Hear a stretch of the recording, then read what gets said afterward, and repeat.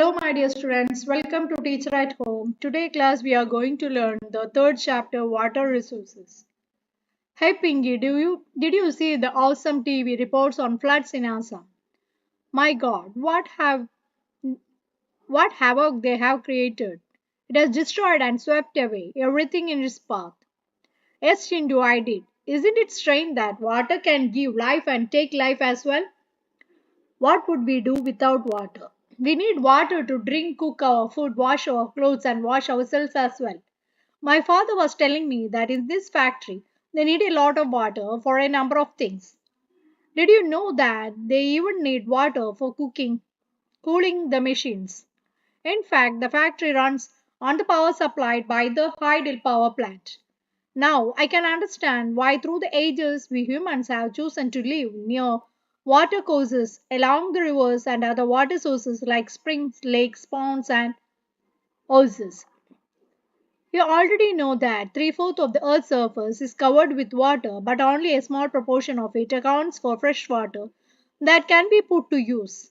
This fresh water is mainly obtained from surface runoff and groundwater that is continually being renewed and recharged through the hydrological cycle.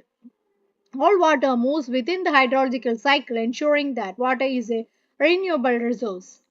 You might wonder that if three-fourths of the world is covered with water and water is a renewable source, then how is it that countries and regions around the globe suffer from water scarcity? Why is it predicted that by 2025 nearly 2 million people will live in absolute water scarcity? Water scarcity and the need for water conservation and management. Given the abundance and renewability of water, it is difficult to imagine that we may suffer from water scarcity. The moment we speak of water shortages, we immediately associate it with regions having low rainfall or those that are drought prone. We instantly visualize the deserts of Rajasthan and women balancing mini maktas, earthen pots, used for collecting and storing water and traveling long distances to get water. True, availability of water resources varies over space and time, mainly due to the variations in seasonal and annual precipitation. But water scarcity, in most cases, is caused by overexploitation, excessive use, and unequal access to water among different social groups. Where is then water scarcity likely to occur? As you have read in the hydrological cycle, fresh water can be obtained directly from precipitation, surface runoff, and groundwater. Is it possible that an area of region may have ample water resources but is still facing water scarcity? Many of our cities are such examples. Thus, water scarcity may be an outcome of large and growing population and consequent greater demands for water and unequal access to it. A large population requires more water not only for domestic use but also to produce more food. Hence, to facilitate higher food grain production, water resources are being overexploited to expand irrigated areas for dry season agriculture. Irrigated agriculture is the largest consumer of water. Now it is needed to revolutionize the agriculture through developing drought resistant crops and dry farming techniques. You have seen in many television advertisements that most farmers have their own wells and tube wells in their farms for irrigation to increase their produce. But have you ever wondered what this could result in? It may be lead to falling groundwater levels, adversely affecting water availability and food security of the people. Water everywhere, not a drop to drink. After a heavy downpour, a boy collects drinking water in Kolkata. Life in the city and its adjacent districts was paralyzed. An incessant overnight rain, measuring a record of 180 mm, flooded vast area and disrupted traffic. Kashmiri earthquake survivor carries water in the snow in a devastated village. Post independent India witnessed intensive industrialization and urbanization, creating vast opportunities for us. Today, large industrial houses are as commonplace as the industrial units of many MNC multinational corporations. The ever increasing number of industries has made matters worse by exerting pressure on existing freshwater resources. Industries, apart from being heavy users of water, also require power to run them. Much of this energy comes from hydroelectric power. Today, in India, hydroelectric power contributes approximately 22% of the total electricity produced. Moreover, multiplying urban centers with large and dense populations, urban lifestyles have not only added to water and energy requirements but have further aggravated the problem. If you look into the housing societies or colonies in the cities, you would find the most of these have their own groundwater pumping devices to meet their water needs. Not surprisingly, we find the fragile water resources are being overexploited and have caused their depletion in several of the cities. So far, we have focused on the quantitative aspects of water scarcity. Now, let us consider another situations where water is sufficiently available to meet the needs of the people, but area still suffers from water scarcity. This scarcity may be due to bad quality of water. Lately, there have been a growing concern that even if there is ample water to meet the needs of the people, much of it may be polluted by domestic and industrial waste. Chemical pesticides and fertilizer used in agriculture, thus making it hazardous for human use. Development of India has accorded highest priority to improve the quality of life and enhance ease of living of people, especially those living in rural areas, by announcing the Jal Jeevan Mission (JJM). The goal of JJM is to enable every rural household get assured supply of potable piped water at a service level of 55 liters per capita per day regularly on long-term basis by ensuring functionality of the tap water connections. India's rivers, especially the smaller ones, have all turned into toxic streams. And even the big ones like the Ganga and Yamuna are far from being pure. The assault on India's rivers from population growth, agriculture modernization, urbanization, and industrialization is enormous and growing by the day. Entire life stands threatened. We may have already realized that the need of the hour is to conserve and manage our water resources to safeguard ourselves from health hazards to ensure food security, continuation of our livelihoods and productive activities, and also to prevent degradation of our natural ecosystems. Our exploitation and mismanagement of water resources will impoverish this resource and cause ecological crisis that may have profound impact on our lives. Multipurpose river project and integrated water resource management. But how do we conserve and manage water? Archaeological and historical records show that from ancient times we have been constructing sophisticated hydraulic structures like dams, built of stone rubble, reservoirs or lakes, embankments, canals for irrigation. Not surprisingly, we have continued this tradition in modern India by building dams in most of our river basins. Hydraulic structures in ancient India. In the 1st century BC, Srirangapura near Allahabad had sophisticated water harvesting system challenging the flood water of the river Ganga. During the time of Chandragupta Maurya, dams, lakes, and irrigation systems were extensively built. Evidences of sophisticated irrigation works have also been found in Kalinga, Odisha, Nagarjunakonda, Andhra Pradesh, Bennur, Karnataka, Kolhapur, Maharashtra, etc. In the 11th century, Bhopal Lake, one of the largest artificial lake of its time, was built. In the 14th century, the tank in Hauskas, Delhi was constructed by Iltutmish for supplying water to Srifort area. Dying Wisdom CSE 1997. Rakut Dam. What are dams and how do they help us in conserving and managing water? Dams were traditionally built to impound rivers and rainwater that could be used later to irrigate agriculture fields. Today, dams are built not just for irrigation but for electricity generation, water supply for domestic industrial uses, flood control, recreation, inland navigation, and fish breeding. Hence, dams are now referred to as multi-purpose projects where the many uses of the impounded water are integrated with one another. For example, in the Satluj Beas River basin, the Bakranangal project water is being used for tidal power production and irrigation. Similarly, the Hirakud project in the Mahanadi Basin integrates conservation of water with flood control. Multi-purpose projects launched after independence with their integrated water resources management approach were thought of as the vehicle that would lead the nation to development and progress, overcoming overcoming the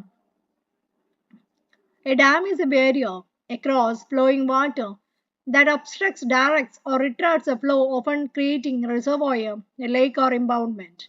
Dam refers to the reservoir rather than the structure. Most dams have a section called a spillway over which or through which it is intended that water will flow either intermittently or continuously. Dams are classified according to structure, intended purpose, or height. Based on structure and the materials used, dams are classified as timber dams, embankment dams, or masonry dams with several subtypes. According to the height, dams can be categorized as large dams, major dams, alternately as low dams, medium height dams, and high dams. Handicap of its colonial past. Jawaharlal Nehru profoundly proclaimed the dams as the temples of modern India. The reason being that it would integrate development of agriculture and the village economy with rapid industrialization and growth of the urban economy. Find out more about any one traditional method of building dams and irrigation works. We have sown the crops in Azab. We'll bring Badu in Badra. Floods have swollen the Damodar. The sailing boats cannot sail. Oh Damodar, we fall at your feet. Reduce the floods a little. Badu will come a year later. Let the boat sail on your surface. This popular Badu song in the Damodar Valley region narrates the troubles faced by the people owing to the flooding of Damodar River, known as the River of Sorrow. In recent years, multipurpose projects and large dams have come under great scrutiny and opposition for the variety of reasons. Regulating and damming of rivers affect their natural flow, causing poor sediment flow and excessive sedimentation at the bottom of the reservoir, resulting in rockier stream beds and poorer habits for the river's aquatic life. Dams also fragment rivers, making it difficult for aquatic fauna to migrate, especially for spawning. The reservoirs that are created on the floodplains also submerge the existing vegetation and soil, leading to its decomposition over a period of time. Multipurpose projects and large dams have also been the cause of many new environment movements like the Bachao Andolan and the Tehri Dam Andolan. Resistance to the projects has primarily been due to the large scale displacement of local communities. Local people often had to give up their land, livelihood, and their meager assets and control over resources for the greater good of the nation. So, if the local people are not being benefiting from such projects, then who is benefited? Perhaps the landowners and large farmers, industrialists, and few urban centers. Take the case of the landless in a village. Does he really gain from such a project? Narmada Bachao Andolan, or Say Narmada Movement, is a non-governmental organization that mobilizes tribal people, farmers, environmentalists, and human rights activists against the Sardar Sarovar Dam being built across the Narmada River in Gujarat. It originally focused on the environmental issues related to trees that would be submerged under the dam water. Recently, it has refocused the aim to enable poor citizens, especially the outseas displaced people, to get full rehabilitation facilities from the government.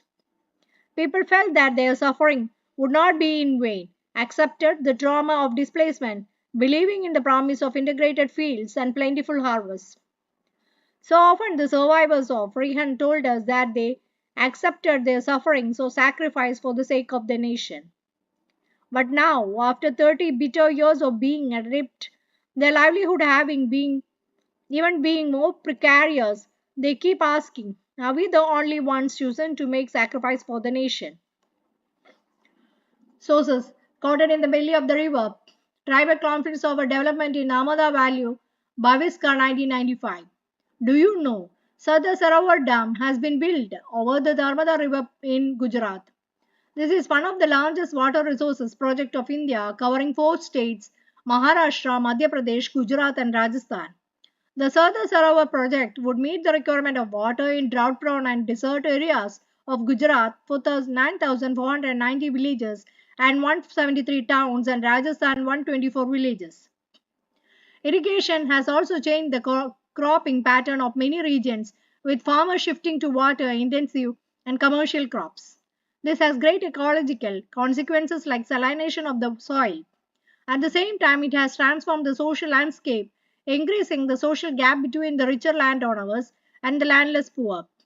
As we can see, the dams did create conflicts between people wanting different uses and benefits from the same water resources. In Gujarat, the Sabarmati basin farmers were agitated and almost caused a riot over the higher priority given to water supply in urban areas. Particularly during droughts, interstate water disputes are also becoming common with regard to sharing the cost and benefits of the multi-purpose projects. Do you know that the Krishna Godavari dispute is due to the objections raised by Karnataka and Andhra Pradesh governments? It is regarding the diversion of more water at Koina by the Maharashtra government for the multi-purpose project. This would reduce downstream flow in their states with adverse consequences for agriculture and industry. Make a list of interstate water disputes, major rivers and dams. Most of the objections to the project arose due to the failure of the to achieve the purpose for which they were built. Ironically, the dams that were constructed to control floods have triggered floods due to sedimentation in the reservoir. Moreover, the big dams have mostly been unsuccessful in controlling floods at the time of excessive rainfall. You may have seen or read how the release of water from dams during heavy rains aggravated the flood situations in Maharashtra and Gujarat in 2006. The floods have not only devastated life and property but also caused extensive soil erosion. Sedimentation also meant that the flood plains were deprived of slate, a natural fertilizer, further adding on the problem of land degradation. It was also observed that the multipurpose projects induced earthquakes, caused waterborne diseases and pests and pollution resulting from excessive use of water. Then rainwater harvesting. Many thought that given the disadvantages and a rising resistance against the multi-purpose projects, water harvesting system was a viable alternative. Both socio-economically and environmentally, in ancient India, along with the sophisticated hydraulic structure, there existed an extraordinary tradition in water harvesting system. People had in-depth knowledge of rainfalls, regimes, soil types, and developed wide-ranging techniques to harvest rainwater, groundwater, river water, and flood water in keeping with the local ecological conditions and their water needs. In hill and mountainous regions, people build diversion channels like the Gulf circles of the western Himalayas for agriculture. Rooftop rainwater harvesting was commonly practiced in stored drinking water, particularly in Rajasthan. In the floodplains of Bengal, people developed inundation channels, floods basic safety precautions to be taken. Heavy raindowns, Calcutta. Irrigate their fields. In arid and semi-arid regions, agriculture fields were covered into rain-fed storage structures that allowed the waters to stand and moisten the soil from the like the Kadins in Jaisalmer and Johars in other parts of Rajasthan. Recharge through hand pump. Recharge through abundant dug well. Rooftop water that is rainwater is collected using a PVC pipe, filtered using sand and bricks. Underground pipe takes water to sump for immediate usage. Excess water from the sump it is taken to the well. Water from the well recharges the underground take water from the well. A water harvester, the monsoon joiners counting the raindrops. In a semi-arid and arid regions of Rajasthan, particularly in Bikaner, Falodi and Barmer, almost all the houses traditionally had underground tanks of tangas for storing drinking water. The tanks could be as large as the big room. One household in Falodi had a tank that was 6.1 meters deep, 4.27 meters long, and 2.44 meters wide. The tangas were part of the well-developed rooftop rainwater harvesting system and were built inside the main house of the courtyard. They were connected to the sloping roofs of the houses through a pipe. Rain falling on the rooftops would travel down the pipe and was stored in the underground tangas. The first spill of rain was usually not collected as this would cleaned the roofs and the pipes. The rainwater from the subsequent showers was then collected. The rainwater was stored in the tangas till the next rainfall, making it is extremely reliable source of drinking water when all other sources are dried up. It could lead to a circular village tank as above in the Casa village from which water is released as when required. Particularly in the summers, rainwater or palar pani, as commonly referred to as these parts, is considered as the purest form of natural water. Many houses constructed underground rooms adjoining the tanga to beat the summer heat as it would keep the room cool. Interesting fact, rooftop water rainwater harvesting is the most common practice in Shillong. Meghalaya, it is interesting because Cherrapunji and Mausiram, situated at a distance of 55 km from Shillong, receive the highest rainfall in the world. At the state capital, Shillong faces the acute shortage of water. Nearly every household in the city has a rooftop rainwater harvesting the structure. Nearly 15 to 25% of the total water requirement of the household comes from rooftop water harvesting. Today, in western Rajasthan, sadly, the practice of rooftop water rainwater harvesting is on the decline as plenty of water is available due to the perennial Indira Gandhi Canal. Through some houses still maintain the tangas since they do not like the taste of tap water. Fortunately, in many parts of rural and urban India, rooftop rainwater harvesting is being successfully adapted to store and conserve water. In Jandadur, a remote backward village in Mysuru, Karnataka, villagers have installed in their household rooftop rainwater harvesting system to meet their water needs. Nearly 200 households have installed this system, and the village has heard the rare distinctions of being rich in rainwater. For a better understanding of the rooftop rainwater harvesting system, which is adapted here, Jandadu receives an annual precipitation of 1000 mm and with 80% of collection efficiency and of about 10 fillings, every house can collect and use about 50,000 liters of water annually. From the 200 houses, the next amount of rainwater harvested annually the amounts of 1 lakh liters. Rooftop harvesting was common across the towns and villages of the Ta. Rainwater that falls on the sloping roofs of houses is taken through the pipe of the underground tanga built in the main house of the courtyard. The picture above shows water being taken from a neighbor's roof through a long pipe. Here, the neighbor's rooftop has been used for the collection of rainwater.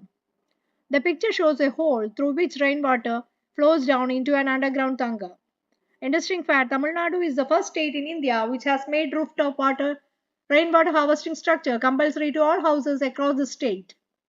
These are legal provisions to punish the defaulters. Bamboo drip irrigation system.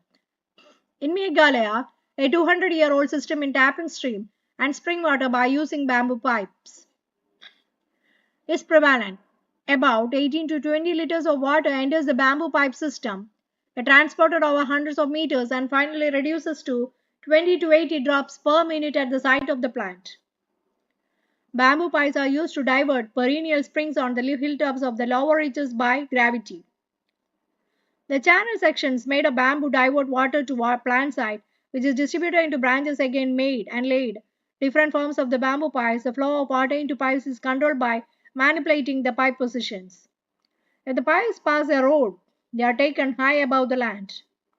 Reduced channel sections and diversion units are used in the last stage of the water applications. The last channel section enables water to be dropped near the roots of the plant.